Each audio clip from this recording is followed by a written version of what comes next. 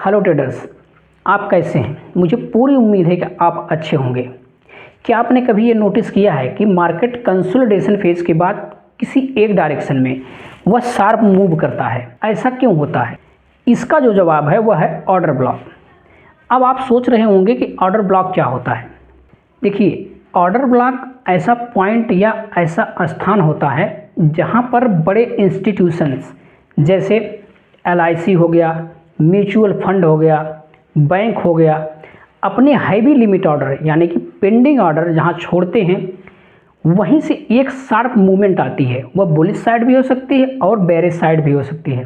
उस sharp movement के कारण मार्केट तेजी से ऊपर या नीचे निकल जाता है। लेकिन मार्केट की एक टेंडेंसी होती है, जब शार्प मूव आएगा तो मार्केट उसके पीछे कुछ पेंडिंग ऑर्डर छोड़ देता है। यह वैसे ही है जैसे आप छत पर चढ़ने के लिए सीढ़ियों पर तेजी से दौड़ते हुए चढ़ जाते हैं। आप छत पे तो चले गए, लेकिन 2-3 सीढ़ी आप स्किप भी कर देते हैं। आप ऊपर भी पहुंच गए, लेकिन पीछे कुछ पेंडिंग ऑर्डर, मार्केट के स्ट्रक्चर में पेंडिंग ऑर्डर भी छूट गए। उस पेंडिंग ऑर्डर को भरने के लिए मार्केट पुनः वापस आता है। जहां पर वह पेंडिंग ऑर्डर छूटा होता है उसी को हम बोलते हैं ऑर्डर ब्लॉक जोन। यहीं से मार्केट रिएक्ट करेगा। और यह ऑर्डर ब्लॉक जोन किस चीज़ से मिलकर बना होता है, उसे बताने से पहले हमेशा की तरह लाइक बटन दबाकर अपना सहयोग दें और साथ ही साथ कमेंट में आपके जो सवाल हैं उसे जाकर ज़रूर पूछें। हम पूरी कोशिश करेंगे आपके प्रत्येक सवाल का जवाब ज़रूर दें। अब आगे बढ़ते हैं। Order block zone basically 3 candle से मिलकर बना होता है। पहली कैंडल जो होती है वह रेड है, दूसरी कैंडल ग्रीन और तीसरी कैंडल भी ग्रीन। पहली कैंडल का, जैसे कि मैंने पीछे की वीडियो में, अपने सारे वीडियो में जितने भी कैंडल वाले मैंने वीडियो बनाए हैं, सारे वीडियो में मैं ये ज़रूर बताता हूँ, प्रत्येक कैंडल चाहे वह रेड हो चाहे वह ग्रीन हो, उसका ऊपर का भाग हाई होता है और नीचे का भाग लो होता है। तो पहली कैंडल का हाई पॉइंट और तीसरी कैंडल का लो पॉइंट, इसके बीच में जो गैप बनता है वही होता है ऑर्डर ब्लॉक जोन। अगर मार्केट यह बुलिश साइड में बन रहा है तो यहाँ से मार्केट रिएक्ट करता है, अगर बेरिश साइड में यही बन रहा है तो यहाँ से मार्केट रिजेक्ट करता है। अब इसको हम व्हाइट बोर्ड पर एक्सप्लेन करते हैं जिससे चीज़ें आपको ज़्यादा क्लियर हो जाएंगी। सबसे पहले हम ऑर्डर ब्लॉक को समझते हैं, फिर ऑर्डर ब्लॉक जोन को जानेंगे।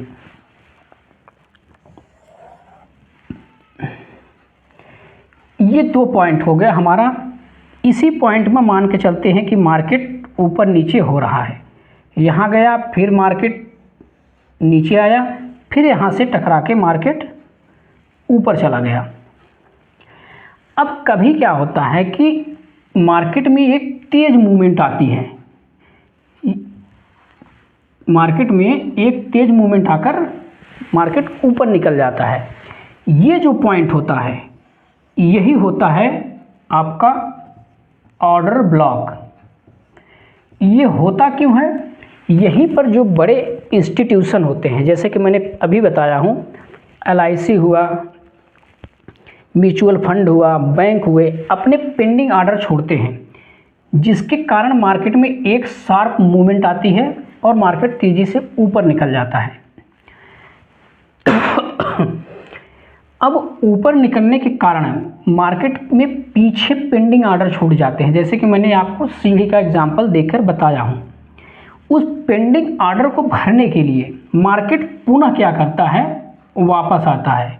यहाँ मान के चलिए मार्केट तेज़ी से मूवमेंट लिया, कुछ पेंडिंग ऑर्डर पीछे छूट गए, उसको भरने के लिए इसे हम और इधर समझाते हैं। इसको ऐसे समझिए, मार्केट यहाँ मूवमेंट किया, नीचे आया और फिर यहीं से तेज मूव करके ऊपर निकल गया। ये आपका बन गया ऑर्डर ब्लॉक। अब ये शार्प मूव होने के कारण मार्केट अपने पीछे ढेर सारे पेंडिंग ऑर्डर छोड़ देता है, जैसा कि मैंने सीढ़ी का एग्जांपल देके बताया हूँ। उस पेंडिंग ऑर्डर भरने के लिए मार्केट पुनः वापस आता है। वापस आने के बाद जब वो पेंडिंग ऑर्डर इकट्ठा कर लेगा तो पुनः फिर वापस चला जाएगा।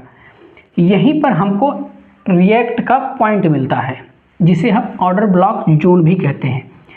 देखिए अब क्या होता है कि जैसे ही पेंडिंग ऑर्डर इसको मिल जाएगा तो मार्केट पुनः यहाँ से रिएक्ट करके ऊपर चला जाता है। यही हमारा जो जोन बनता है इसे हम बोलते हैं ऑर्डर ब्लॉक जोन। ये मेरा हो गया order block zone. Basically 3 candle से मिलकर बना होता है। पहली कैंडल होती है रेड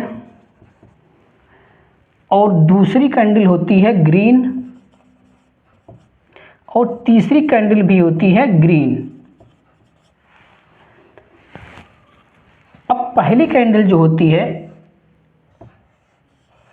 ये रेड कैंडल है, इसका हाई पॉइंट, और दूसरी कैंडल है ग्रीन। इस कैंडल से अभी आपको कोई लेना देना नहीं है, इसे आगे बताएंगे अभी। और जो तीसरी कैंडल है वह भी ग्रीन है। अब आप इस कैंडल का हाई पॉइंट देख रहे हैं और इस कैंडल का लो पॉइंट देख रहे हैं। इसके बीच में जो गैप है वही होता है ऑर्डर ब्लॉक जोन, जिसे हम फेयर वैल्यू गैप भी कहते हैं। देखिए गैप 2 तरीके के होते हैं, एक फेयर वैल्यू गैप, एक गैप होता है।